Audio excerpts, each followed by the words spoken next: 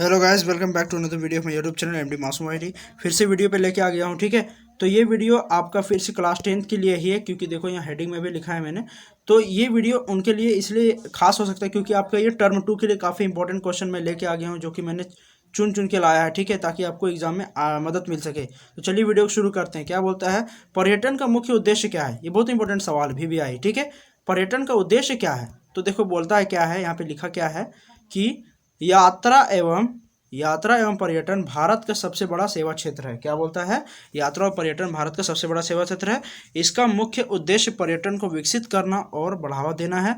भारतीय पर्यटन के स्थल की महत्ता एवं गुणवत्ता को बरकरार रखना एवं उपलब्धता पर्यटन सुविधाओं की सेवाओं का विस्तार करना है।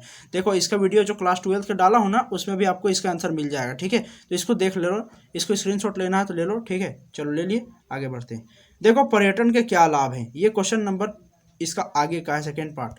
ये आपका 3 मार्क्स के लिए आ सकता है। ठीक है, पर्यटन के क्या लाभ है? तो देखो क्या बोलता है, पर्यटन स्थल पर जाकर घूमने को मनुष्य कई तरह से लाभ प्राप्त होते हैं। मनुष्य को अपनी रोजमर्रा की जिंदगी से उभर कर मनोरंजन के लिए पर्यटन करते हैं। इसके साथ साथ पर्यटन स्थलों पर आने वाले पर्यटकों के कारण देश में रोजगार बढ़ता है। सही बात है, यानी रोजगार का अवसर भी प्रदान कौन करवाता है? पर्यटन करवाता है, बिल्कुल। तो पर्यटन से बहुत सारे फायदे हैं। तो यहाँ पे बहुत सारे फायदों को आप पॉइंट बाय पॉइंट कीजिएगा। यहाँ पे जो लिखवाए थे उस समय जब लिखे थे तो इसमें पॉइंट बाय पॉइंट नहीं था। ठीक है, अब इसको पॉइंट बाय पॉइंट दे दीजिए। जैसे यहाँ पे इसके साथ साथ पर्यटकों के कारण देश में रोजगार बढ़ता है, इसको लिख देना पॉइंट में। देश में क्या लिखा है, नौजवानों का रोजगार प्राप्त होता है, ये भी लिख सकता है। परिवार के साथ समय मिलने पर अवसर मिलता है, ये सब भी लिख सकते हैं। ठीक है, इसको लिख देना, इसको स्क्रीनशॉट रख लो। चलो आगे बढ़ते हैं। हाँ, अब होटल के प्रकार, ये काफ़ी इंपॉर्टेंट है। तो ये देख लो, 12th वाले के लिए भी बहुत इंपॉर्टेंट है, तो इसको वीडियो को देखना 12th वालों भी लोग। ठीक है, अभी अब थंबनेल में 10 और 12 इसका दोनों डलाएगा। ठीक, चलो देखो क्या बोलता है।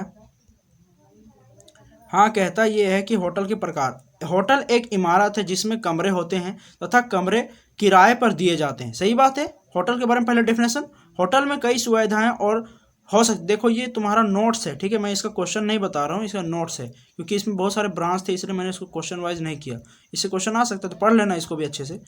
उनमें से भोजन की व्यवस्था, करारत की व्यवस्था, जिम, तैराकी व्यवस्था, स्विमिंग पूल, दावत, कॉन्फ्रेंस आदि सब कुछ शामिल होता है इसके अंदर। ठीक है, होटल के अंदर। अब होटल के प्रकार देखो, आकार के आधार पर, मतलब साइज के हिसाब से होटल कितने टाइप्स के होते हैं। देयर आर, तो सबसे पहला स्मॉल होटल्स, यानी छोटे होटल। क्या होता है, ऐसे होटल जिसमें 25 कमरे या उससे कम हो, यानी मिनिमम जो है, सॉरी मैक्सिमम जो है वो कितना होना चाहिए, 25, और मिनिमम इससे लेस यानी 25 से कम होना चाहिए।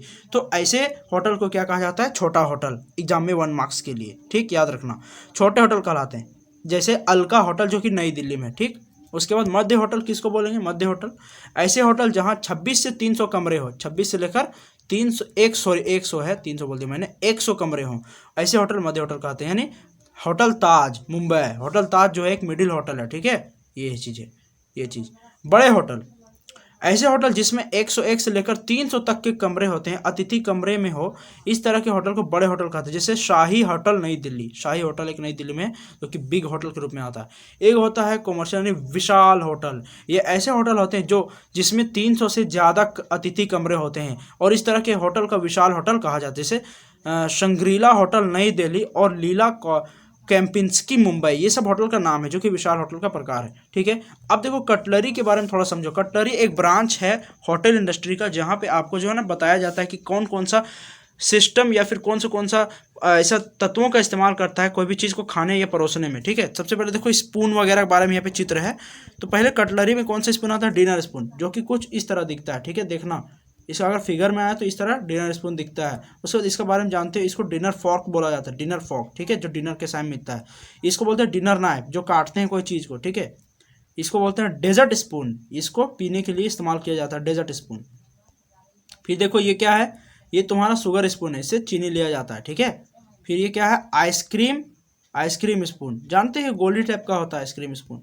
उसके बाद क्या है, सोडा स्पून, ये सोडा के इस्तेमाल में होता है। उसके बाद होता है क्या बोला है, बुलर नाइफ, इसको बुलर नाइफ कहा जाता है। देखो इस तरह होता है बुलर नाइफ। ठीक है, ठाकुर वाला है, मजाक कर रहा हूँ।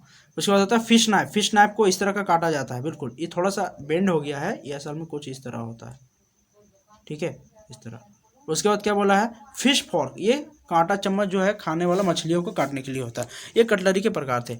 अब आइए जानते हैं कटलरी के बारे में ठीक है। चलो देखो कटलरी के बारे में समझ लो क्या कहता है कटलरी। तो कटलरी कहता है कटलरी में खानों को खाने या परोसने के लिए किसी भी तरह के हाथ से लागू होने वाले सामान्य सामान को शामिल किया जाता है। यानी कटलरी कोई भी सामान को आप परोसते हैं तो उसमें हाथ से जो हम चीज़ परोसते हैं ना, उस सब चीज़ों को लगाने वाला सामान शामिल है, ये चीज़ है।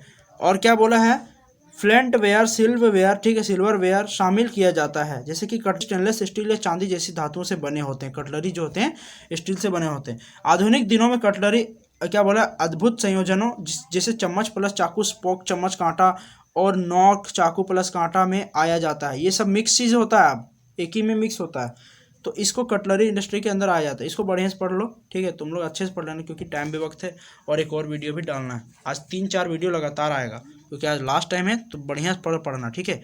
अब देखो फोर्क का बारे में समझ लेते हैं। ये केक काटने के लिए एक फोर्क है, ठीक है, केक फोर्क बोला जाता है इसको। उसके बाद आता है एक फ्रूट फोर्क, फ्रूट को काटने के लिए जिसमें 2 ही ऐसा कांटा हो उसको फ्रूट फोर्क कहते हैं। उसके बाद होता है एक सर्विंग स्पून, ठीक है, सर्व करने के लिए उस समय। फिर होता है सैलड फोर्क। सैलड फोर्क मतलब समझते हो, जो सैलड काटने के लिए होता है या उसको बनाने के लिए। सैलड स्पून इस तरह होता है, ठीक है, ये चीज़ को ध्यान रखना। अब कटलरी के प्रकार पढ़ लेते हैं, ठीक है, जितना भी टाइप्स है कटलरी का उसको समझ लो एक एक करके। कटलरी के प्रकार कौन होता है, सबसे पहला क्या होता है, डिनर स्पून यानी टेबल स्पून भी जिसको कहा जाता है। डिनर स्पून का दूसरा नाम क्या है, टेबल स्पून। देख लिया ना, इससे भी क्वेश्चन। इसमें लंबी गोल कप है, इसका उपयोग मुख्य पाठ्यक्रम खाद्य पदार्थों को खाने के लिए किया जाता है, जैसे कि चावल, स्टू, टोकरी की मिठाई, मात्रा ये सब ले सकता है, ठीक है, उठा के कुछ भी ले सकता है। यह हमेशा एक ही लंबाई या मिठाई चाकू से कांटा 4 टाइन्स के साथ जोड़ा जाता है, जिसको डेजर्ट स्पून, डेजर्ट नाइफ और डेजर्ट फोर्क, ये उनके मुख्य कोर्स साथियों की तुलना में छोटे होते हैं, ठीक है। तो डिनर स्पून जो होता है ना वो सब थोड़ा साइज में छोटा होता है, इसको लिया जाता है। सूप चम्मच से क्या सुनने में लग रहा है, जो कि सूप पीने का इस्तेमाल होता है। इसमें टेबल स्पून की तुलना में एक गोल कप बड़ा सा होता है, यानी कुछ इस तरह अगर मैं बनाऊं तो कुछ इस तरह का एक गोल होता है, यहाँ पे बहुत सारा सूप भर सकता है, ठीक है, इसको सूप स्पून कहा जाता है। इसके बाद आता है चाय कॉफ़ी चम्मच। क्या आता है, चाय कॉफ़ी चम्मच। चाय कॉफ़ी चम्मच से क्या साबित हो रहा है, ये चाय पीने के काम में आता होगा। तो ये मिठाई चम्मच से लंबाई और कप के आकार से छोटे होते हैं। मिठाई चम्मच से लंबाई में और कप के चम्मच से आकार से छोटे होते हैं। इन तरह के चम्मचों का इस्तेमाल चाय या कॉफ़ी में हिलाते हैं, ठीक है, इनको मिक्स करवाने के लिए। जैसे ये एक कॉफ़ी का जग है, इसमें चम्मच डाल करके इसको घोला जाता है, ठीक है, मिलाने के काम होता है, इसलिए छोटा होता है। चीनी चम्मच, इसका एक और नाम है चीनी चम्मच। इसमें फूल के आकार का एक गोल सा कप होता है। अभी जैसे मुझे फिगर दिखाया था, इसका फिगर मैं दिखा देता हूँ फिर से, ठीक है, 1 मिनट। यहाँ देखो, अरे ये वाला है, अरे ये देखो, ये शुगर स्पून है ना। थोड़ा सा इस तरह का मिक्सिंग करके एकदम फूल जैसा बनाया जाता है चीनी लेने के लिए, ठीक है, ये शुगर स्पून है। आगे और क्या बोलता है,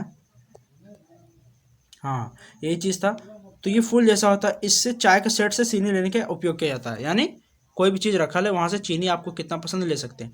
आइसक्रीम स्पून, आइसक्रीम चम्मच, यह फ्लैट रिम के साथ एक छोटा सा चम्मच जो आइसक्रीम की सही मात्रा कटौती करने की मदद कर सकता है। यह परोसे जाने वाले आइसक्रीम की मात्रा और कटोरे का आकार के अनुसार छोटे, मध्यम और बड़े आकार में आइसक्रीम को काट सकता है। जैसे यहाँ देखो आइसक्रीम स्पून के बारे में कहा था, 1 मिनट, हाँ कहाँ गया, आइसक्रीम, हाँ ये देखो, ये कुछ इस तरह होता है। इसका शेप ही कुछ इस तरह है कि इसको जो है ना इस्तेमाल थोड़ा सा आइसक्रीम को अच्छे से काटने में किया जाता है, ठीक है, चम्मच को। चलो आगे बढ़ते हैं, क्या कहता है क्वेश्चन। हाँ, इसके बाद ये चीज़ खत्म हुआ, ठीक है, कटलरी का सारा टाइप खत्म हुआ। अब आते हैं मेन्यू सबसे मेन पार्ट है बाबू। मेन्यू को याद रखना बहुत जरूरी है, 1 नंबर के लिए एग्जाम में या फिर 2 मार्क्स का पूछेगा मेन्यू क्या होता है। तो मेन्यू क्या है, देखो समझ लो अच्छे से। मेन्यू ग्राहकों और कीमतों की एक पेशकश किए गए खाद्य और पेय पदार्थ की सूची होती है। क्या होती है, पेशकश किए गए खाद्य पदार्थ और पेय पदार्थों की एक सूची होती है, जिसमें भोजन के साथ साथ कीमत के लिए प्रदान की जाती है, चाहे वह व्यक्तिगत वस्तुओं का निर्धारण हो या 2 या 2 से अधिक भोजन के लिए। यानी अगर मैं एक चार्ट बनाऊं, उसको समझिए, देखो वीडियो लॉन्ग होगा, उससे कोई दिक्कत नहीं है, एकदम बढ़िया समझना। ये इस तरह कुछ चित्र बनाया दे रहा है, जैसे ये डोसा है, ये बर्गर है मान लो, ठीक है, इसका इधर ऐसे कुछ लिखल रहेगा, उसका टाइप मेन्यू और इसका कीमत लिखल रहता है। तो इस तरह के चार्ट को क्या कहते हैं, मेन्यू कहा जाता है, ठीक है, इसको मेन्यू कहा जाता है। भोजन सेवा संचालन में मेन्यू सबसे महत्वपूर्ण कारक है, ये कहा जाता है मेन्यू के बारे में।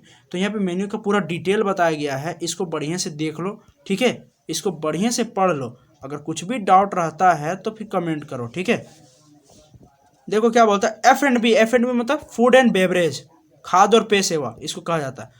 प्रतीक है, बहुत सारे दूर खानों में कुछ भोजन का अनुभव कर सबसे बड़ा और सबसे महत्वपूर्ण प्रभाव पड़ता है, इसलिए मेनू जो मेहमानों को उपलब्ध करवाने पसंद करते हैं। और F&B बिक्री का बढ़ावा प्रमुख कारक है, बिक्री बढ़ाने के लिए बहुत ज़्यादा F&B मेन्यू में होने चाहिए, ठीक है। ये चाकू के बारे में है, एक एक करके थोड़ा सा इसको भी फटाफट देख लीजिए। चाकू वाला है, ठीक है। क्या बोला है, सोडा चम्मच, कॉकटेल चम्मच इसको कहा जाता है। सोडा चम्मच क्या होता है, यह एक लंबे चम्मच के साथ एक पेय चम्मच है जो चम्मच के लंबे गिलास के नीचे तक पहुंचने में मदद करता है, थोड़ा सा लॉन्ग रहता है, ठीक है। उसके बाद होता है बटर नाइफ। बटर नाइफ का मतलब क्या होता है, जिसका इस्तेमाल मक्खन को काटने में किया जाता हो, ठीक है। देखो आगे, इसमें छोटा आयताकार ब्लेड होता है जो धार बनाने के लिए निचली तरह तेज होता है। ऐसे आयताकार का मतलब इस तरह का होता है, ठीक है, ये होता है। अर्ध फॉर्म काटने के लिए उपयोग किया जाता है। चलो इसको देखो, सलाद चम्मच, सैलड स्पून इसको कहेंगे। यह हमेशा सलाद कांटा के साथ जोड़ी के उपयोग किया जाता है, सलाद के साथ दिया जाता है इसको। सर्विंग स्पून, सर्विंग स्पून मतलब जो सर्व कर रहे हैं हम लोग, ठीक है।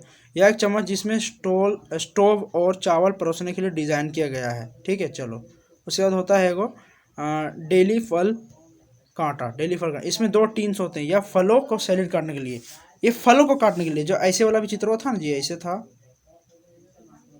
ऐसे, इसको कहते हैं डेली फॉल स्पून। उसके बाद आता है रोस्ट फोर्क। क्या आता है, रोस्ट फोर्क, यह सबसे बड़ा कांटा है, इसमें लंबे और मजबूत टीन्स होते हैं जो बड़े मांस या सब्जी के टुकड़ों को काटने में मदद करते हैं। एक एक करके समझते जाना। रोस्ट फोर्क का इस्तेमाल बड़े मांस और टुकड़ों को काटने में किया जाता है। उसके बाद होता है पकड़ केक चाकू, ठीक है। यह एक सपाट लंबी त्रिकोण आकार की एक चाकू है, इसका इस्तेमाल केक के टुकड़ों को काटने में आसानी से किया जाता है, ठीक है। चलो अब देख लो, ये लास्ट पेज है और इसके बारे में समझ लो। बहुत ही ज़्यादा VVI क्वेश्चन है आपके लिए, बहुत ही ज़्यादा VVI, ठीक है। देखो क्या है, फ्रंट ऑफिस।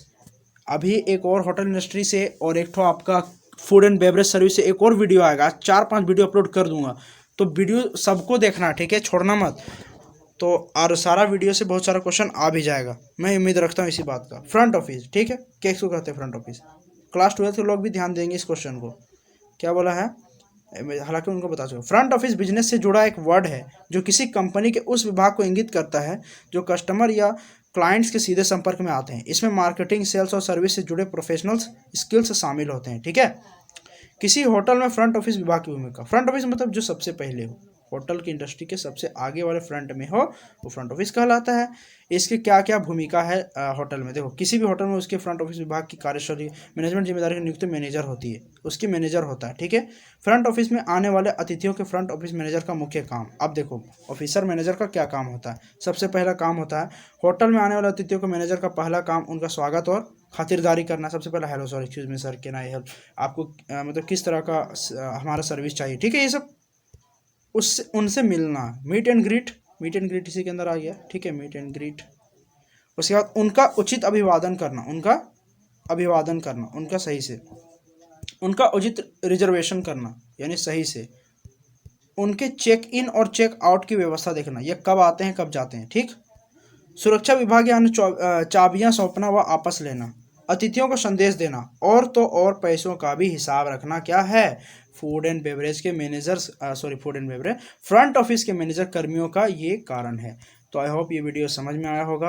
अब वीडियो अच्छे से देख लो, क्योंकि मेरा पास भी टाइम बहुत कम था, हम बिजी थे आज, तो उसके लिए वीडियो थोड़ा जल्दी नहीं आ पाए, उसके लिए हम क्षमा चाहते हैं, ठीक है। और अपनी तैयारी में लग जाओ, बहुत ही अच्छा एक दिन का मतलब आज रात का ही टाइम बचा, क्योंकि कल एग्ज़ाम देने जाना है। एग्ज़ाम के बाद हमको कमेंट करके बताना सब लोग कि एग्ज़ाम कैसा गया, ठीक है। चलिए फिर best of luck for your tomorrow's exam, ठीक है। चलो।